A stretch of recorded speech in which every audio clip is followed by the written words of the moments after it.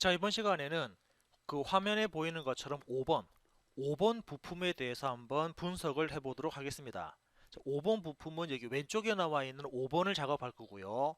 오른쪽에 있는 5번은 실제로 이 부품은 뭐 예를 들어서 6번 정도 돼야 되는데 아무튼 요거는 숫자가 잘못된 거기 때문에 왼쪽에 있는 5번, 이 5번에 대한 정식 명칭 V 벨트 풀리 작업을 하도록 하겠습니다.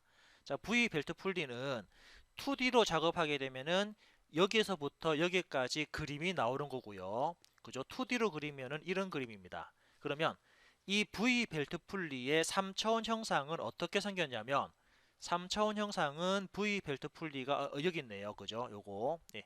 이 부분이 그죠? 이렇게 나와 있는 게 V 벨트 풀리라는 부분입니다. 즉, 이 V자 안쪽에 나중에 벨트가 걸려서 동력을 전달하는 그런 내용이고 아마 우리 그 실골 같은 데 가게 되면은 경운기에 대한 동력을 전달할 때 아마 이런 모양들을 많이 봤을 겁니다. 그래서 그때 쓰는 부품이 바로 이름이 V 벨트 풀리라는 부분이고요. 3차원은 그림처럼 생겼습니다. 2D로 표현하게 되면은 지금처럼 이렇게 표현을 하는 겁니다. 그러면 이 부품에 대해서 우리가 작업을 할 도면을 한번 보게 되면은 실제로 이렇게 생겨먹은 도면이거든요. 그래서 여러분들은 지금 나와 있는 이 도면에 대한 지금 중요 치수를 제가 다 가려놨습니다. 그래서 가려져 있는 중요 치수들을 KS 규격집을 찾아서 값을 다 이렇게 여러분들이 따로 메모를 하셔야 되고요. 메모를 할 때는 이면지라든지 또는 A4 용지에다가 손으로 대충 그림을 그려서 또는 이런 치수들을 미리 메모를 해놓고 작업하면은 훨씬 쉽게 작업이 될 것 같습니다. 자, 이 상태로 한번 이제부터 작업을 해볼 건데 일단 치수를 먼저 찾아야죠. 자, 그래서 우리 조금 전에 보셨던 이 규격집이죠. 자, KS 규격집을 먼저 한번 띄워 볼게요. 이렇게 규격집을 띄워 가지고 자, 우리 벨트 풀리가 어디냐면 자, 화면 제일 앞쪽에 목차 부분 가서 벨트 풀리가 몇 번에 있나요? 그렇네요. 벨트 풀리는 현재 보니까는 40번에 있습니다. 그래서 여러분들은 40번 항목 쪽으로 쭉 내려갑니다.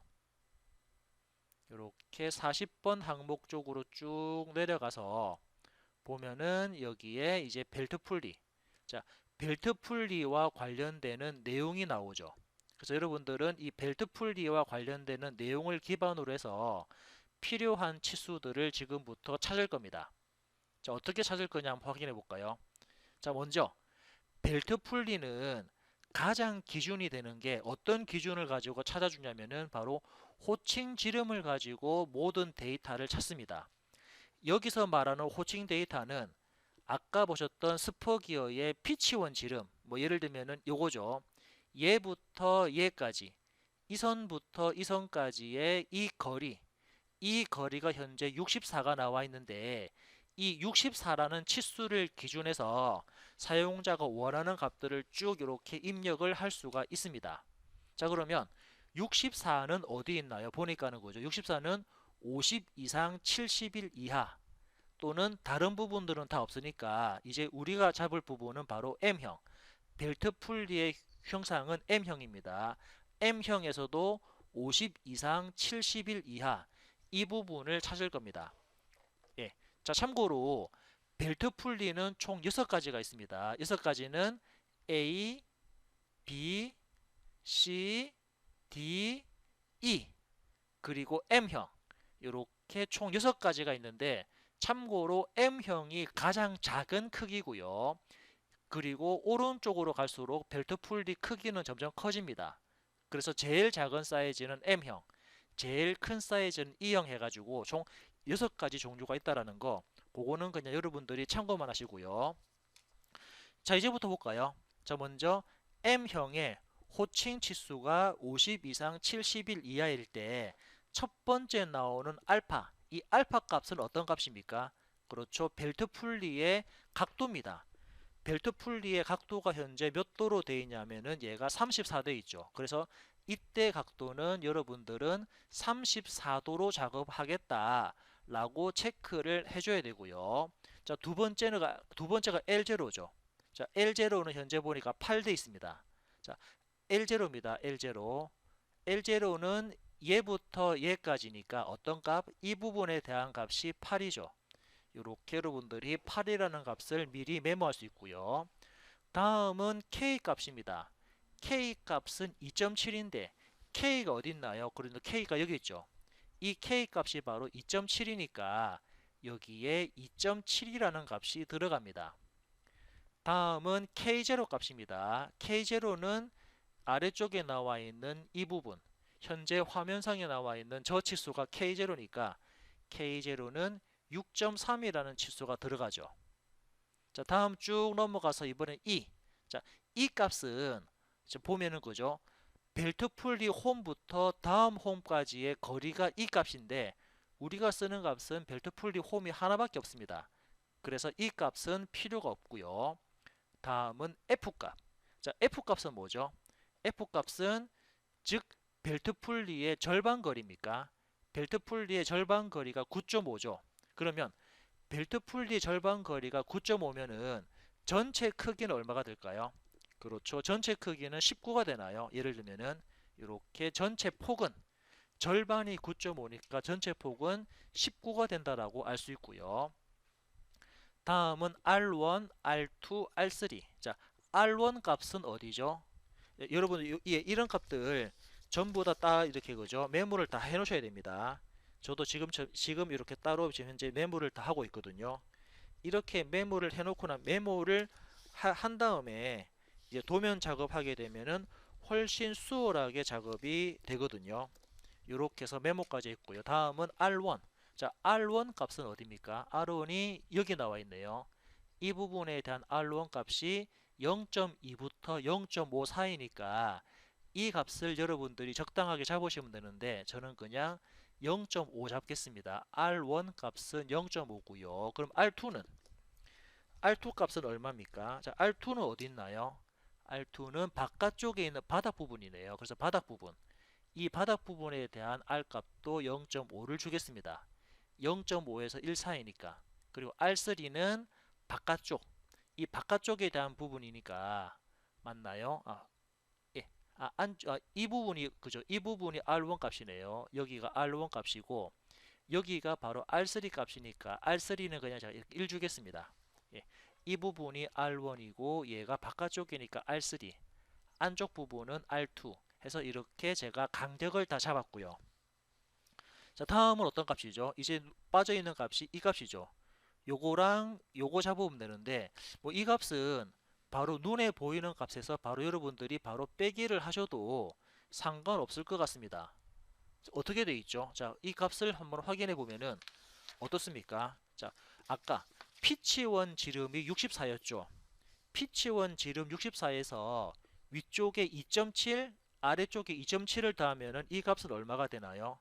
그렇죠. 69.4가 됩니다. 전체 거리 값은 69.4가 되고요. 그럼 안쪽에 6.3이라는 K0, 그죠?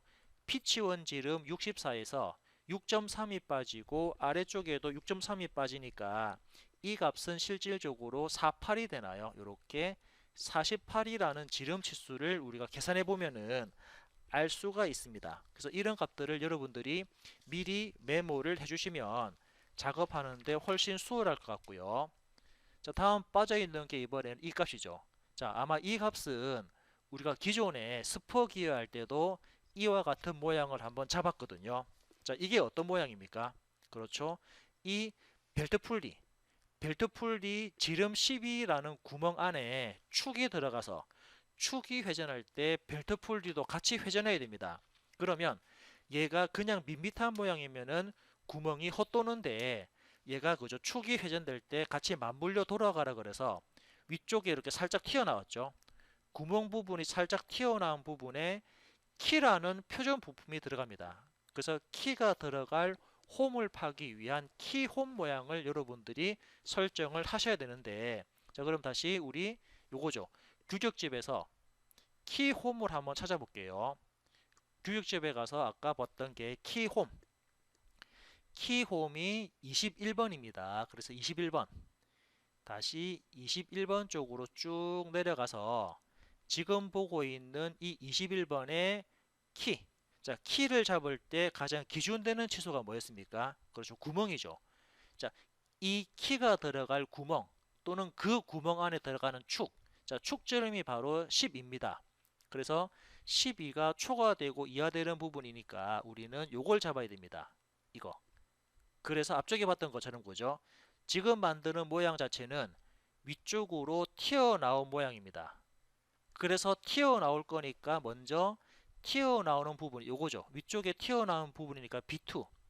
자, B2라는 값은 4. 그래서 이때 폭은 4가 되고요. 요거는 폭이 4가 되고, 그리고 B2 우리는 활동형이 아닌 보통형일 때 B2에 대한 공차는 대문자 JS9가 되죠. 이렇게 대문자 JS9가 됩니다. 그죠? 그래서 4에 대문자 JS9가 되고요.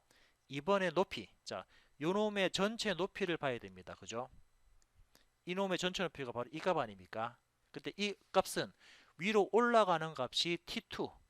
위로 올라가는 값이 T2니까 4에서 T2 값은 1.8인데 1.8이죠. 그래서 전체 지름이 12에서 1.8을 더하니까 얘는 13.8이 되고요. 13.8의 공차값 플러스 0.1에 0이라는 공차가 들어가서 실제로 이렇게 우리는 도면을 분석할 수가 있습니다. 자, 이런 데이터를 가지고 여러분들이 도면을 분석했다 그러면 이제 그 분석된 데이터를 가지고 그죠? 분석된 데이터를 가지고 솔리드웍스로 3차원 작업을 한번 진행을 해 보겠습니다. 자, 먼저 새로 만들기를 했고요. 그죠? 솔리드웍스에서 새로 만들기. 지금은 파트 작업하겠습니다. 확인. 자, 저는 먼저 여기서는 회전 기능 실행해 볼까요? 자, 전체를 그려서 한 번에 회전하는 부분을 만들어도 됩니다. 그죠? 뭐 여러분들이 편한 방법을 선택하시면 되는데, 자, 그림을 가만히 봤을 때 요거는 그죠? 어떻게? 회전체니까 사용자는 절반만 그린다라고 말씀드렸죠. 회전체니까 절반을 그리는데 이 절반에서도 또 수직을 기준으로 해서 오른쪽과 왼쪽이 또 대칭 모양입니다. 그럼 실제로는 사용자는 절반만 그려놓고 반대쪽으로 대칭 복사 그리고 전체 회전 기능을 실행하면 쉽게 작업이 될 것 같습니다. 자, 그 작업을 진행해 볼게요. 그리고 안쪽에 들어가는 홈은 지금 작업하지 않겠습니다. 요거 지금 작업하면은 좀 복잡해지니까 요거는 나중에 한다 보고요. 그래서 저는 정면, 제가 선택하는 정면에다가 스케치를 하겠습니다.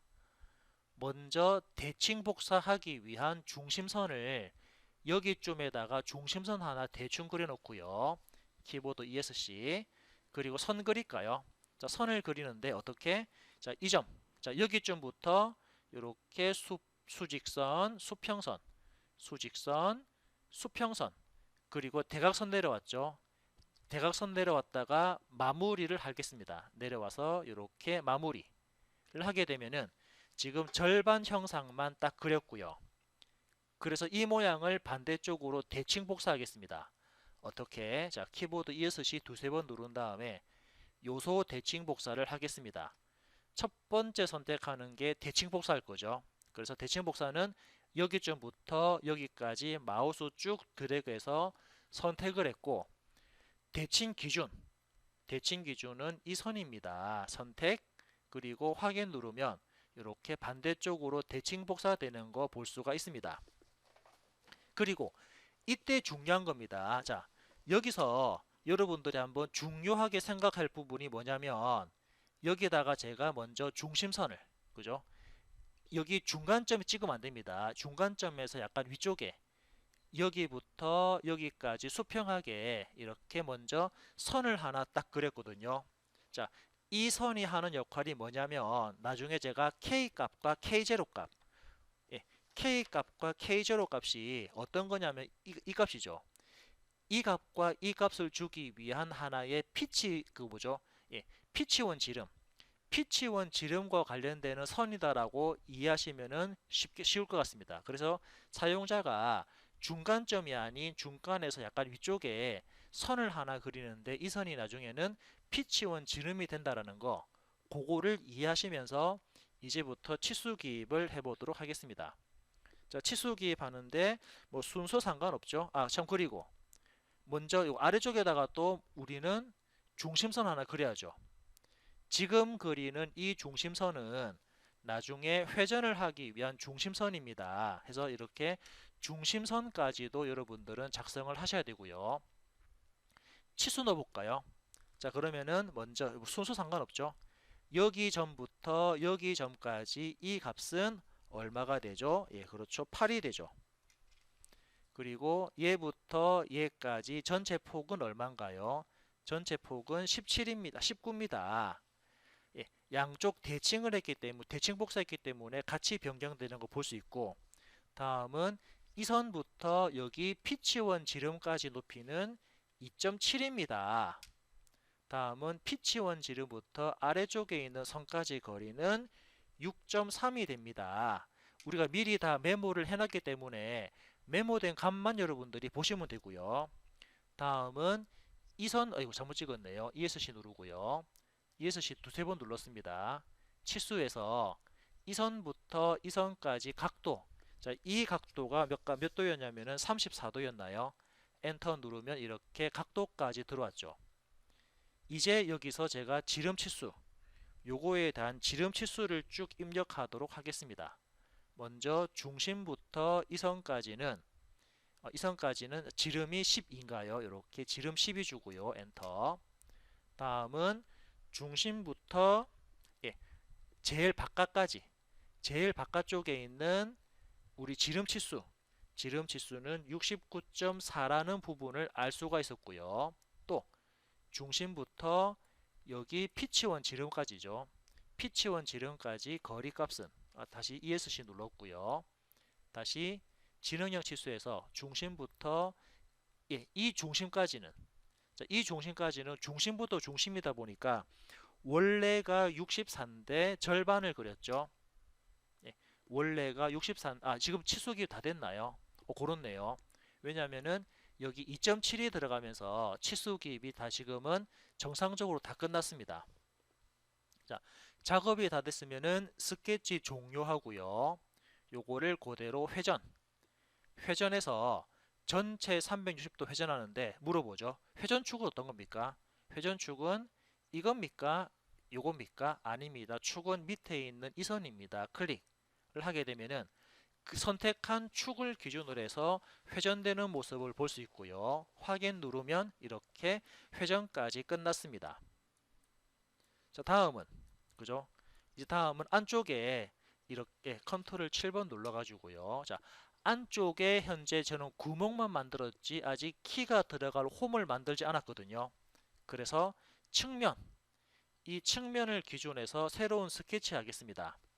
컨트롤 8번 눌렀고요. 여기서 필요한 만큼만 제가 사각형 하나 그릴까요? 여기부터 여기까지 사각형 그린 다음에 그죠? 중심부터 얘까지 폭은 2가 되고요. 전체는 아까 폭이 4였죠. 그리고 이 선부터 Shift 키 누르고 원 클릭해서 전체 높이 13.8을 입력을 하면은 이런 모양의 사각형이 있는데 지금은 이 사각형 모양만 잘라내겠습니다. 스케치 종료하고 돌출 컷 하는데 화살표 방향으로 해서 완전 관통 확인 누르면 이렇게 키 홈까지 작업된 거 볼 수가 있고요. 다음은 측면에 아까 보셨던 것처럼 이렇게 양쪽에 구멍, 그죠? 약간 원형 모양으로 절단되는 모습 볼 수 있거든요. 요거는 스포 기어랑 작업 방법이 동일하니까, 그죠? 그래서 측면 클릭하고 클릭한 측면에다가 스케치 하겠습니다. 컨트롤 8번 누른 다음에 여기에 이만큼 원 하나 그리고요. 이 원에 대한 지름값은 도면에 나와 있으니까 도면에 나와 있는 값 그대로 44를 입력했고요. 예, 또 원 그릴까요? 이 점을 기준해서 여기다가 또 원 그리는데 여기에 이 원의 지름, 자, 이 원의 지름은 26입니다. 자, 작업 다 됐으니까 스케치 종료하고, 그리고 스케치 종료 누른 다음에 요거를 그대로 돌출 컷 하는데, 자, 돌출 컷의 깊이는 얼마입니까? 그렇죠. 5.5가 되나요? 예를 들면은 5.5 값에서 엔터를 누른 다음에 확인 누르면 이만큼 절단된 모습 볼 수 있고, 자, 반대쪽에도 똑같이 작업하면 되는데 어떻게 했죠? 우리는 대칭 복사했습니다. 그러면 대칭 복사를 하려면 뭐가 필요하죠? 그렇죠. 참조 형상 기준면. 그래서 사용자가 선택하는 이 측면을 얼마만큼? 19의 절반 거리죠. 19의 절반만큼만 엔터. 그리고 오프셋 뒤집기를 하게 되면은 중간 부분에 평면이 만들어지고요. 기준 평면. 키보드 ESC 두세 번 눌렀습니다. 그리고 지금은 대칭 복사. 첫 번째 선택할 게 대칭 복사할 기준면은 방금 만든 기준면을 선택하고요. 두 번째 대칭 복사할 거 어떤 겁니까? 방금 돌출 컷했던 안쪽에 있는 홈 형상 선택하면은 이렇게 안쪽 부분까지 절단되는 모습을 볼 수가 있습니다. 자, 이렇게 작업했고요. 이제 빠져있는 부분들에 대해서 필렛 쭉 줘볼까요? 아까 보셨던 R1, 자, R1에 대한 치수, 필렛, R1에 대한 필렛은 0.5입니다. 엔터. 자, R1이 어디입니까? R1은 어디죠? 다시 한번 보면은 그죠? R1이 다시 볼까요? R1 치수가 잠깐 헷갈렸는데, 자, 쭉 내려가서 분명히 제가 메모를 한다라고 했는데, 그죠? 메모 안 하시게 되면은 다시 이런 치수 또 봐야 되거든요. R1이 안쪽이네요. 그죠? 안쪽 부분이 R1입니다. 그러면은 R1은 여기 모서리랑 여기 모서리, 이 두 군데 모서리가 R1이죠. OK 눌렀고요. 이번에는 R2 치수입니다. 그래서 다시 필렛 들어가는데 R2는 어디죠? 그죠? 아래쪽에 있는 여기 모서리와 그리고 이 모서리도 동일하게 제가 0.5를 줬고요. 확인. 다음은 R3 필렛 주는데 R3는 어디입니까? R3 값은 제가 1 준다 그랬나요? 1을 주고 엔터. R3는 바깥쪽 모서리입니다. 이렇게 바깥쪽 모서리를 선택하고 확인 누르면 지금처럼 필렛까지 적용되는 모습을 확인할 수 있죠. 이렇게 해서 필렛까지 적용하면서 이거죠. V 벨트 풀리, 벨트 풀리에 대한 모델링 형상이 아직 필렛 안 들어갔나요? 필렛 하는데 필렛 값 3, 어느 부분에? 안쪽에 있는 부분이죠.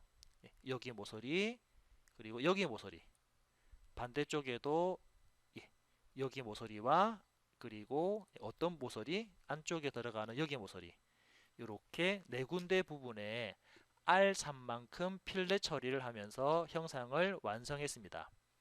자, 다 됐으면 이것도 저장할까요? 저장하는데 요거의 이름은 V 벨트 풀리입니다. 라는 이름으로 저장을 했고요. 자, 저장을 했으면 이제 요거에 대해서 2D 도면을 뽑기 위해서 새로 만들기 도면 작업하겠습니다. 확인했고요.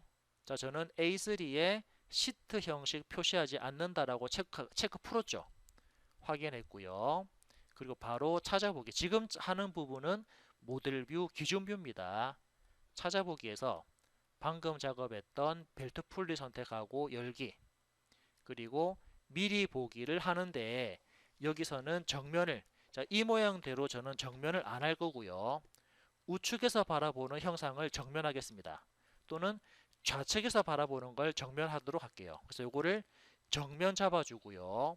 그리고 밑으로 쭉 내려와서 사용자 비율은 1대1 맞는지 체크합니다. 그래서 적당한 위치에 클릭해서 정면 잡았고요. 대각선 방향으로 빼서 등각뷰 그렸습니다. 그리고 우측면을 그릴 건데 지금 우측면이 이 모양 아니죠. 얘가 아니니까 OK 버튼 눌러서 일단은 그림을 정면이랑 등각까지만 만들었고, 이제 이 형상을 기준해서 단면도를 만들 겁니다. 만들어지는 단면도는 절단선이죠. 절단선은 수직하게 어디로? 이 중심점을 클릭했고요. 얘가 맞으면 OK 버튼 눌러서 오른쪽에다가 클릭, 그리고 확인 버튼 누르면 이렇게 단면도까지 표현을 했습니다. 그래서 이 작업이 이제 CAD에서 작업할 수 있는 파일로 변환해야 되니까 파일에서 다른 이름 저장, 어떻게? DXF. 자, DXF라는 벨트 풀리로 저장할게요. 저장 버튼 누르면 지금처럼 그쪽 솔리드웍스로 이용한 모델링 작업이 끝났습니다. 이렇게 해서 마무리를 하고요. 이제 CAD 작업을 또 진행토록 하겠습니다.